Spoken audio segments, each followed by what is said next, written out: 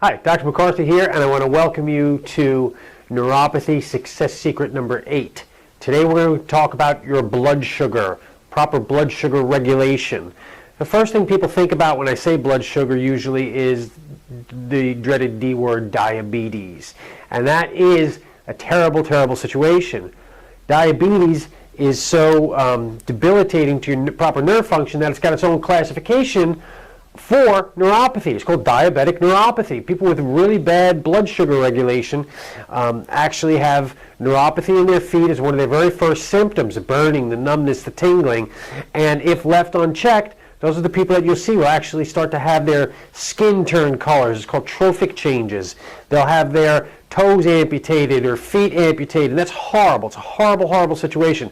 But there's a lot more to blood sugar regulation than just diabetes. See, glucose is what we call the blood sugar. The proper name is glucose. Again, we talk about the lab ranges versus our optimal ranges. Lab ranges say your blood sugar should be between 75 and 105. My functional ranges are much more strict. I want to see your blood sugar between 85 and 99 all day, every day. If you get up to around 106 to 126, that's a condition that is coined insulin resistance, or some call it pre-diabetes, and it's not until you are above 126, 127 or greater that you actually get the diagnosis of diabetes. The issue with all of these are you have to be properly fasting, and invariably I'll see a patient's blood work. They come in, they went to see their doctor, and we'll look at them. They tested for their blood sugar, and I'll say, you were fasting for this, right? And they say, well, no, I wasn't. Well, that does you no good. These normal ranges are supposed to be based upon fasting. Now, fasting means an 11 to 12 hour fast with absolutely no food intake whatsoever. No solid food or no liquids.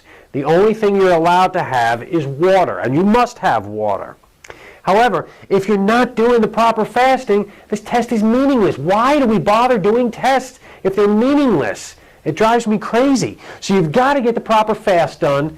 You've got to get the blood sugar in the proper range. And then the opposite of the insulin resistance and the diabetes is hypoglycemia. And this is equally destructive to your peripheral nerves. When the blood sugar is too low, there's not enough sugar to get into the nerve cells in your hands and in your feet, and those nerves will start to die. Again, this can cause the burning, the numbness, the tingling, and the pain that you feel. If you have not had your blood sugar properly tested, you need to call my office now. Thank you.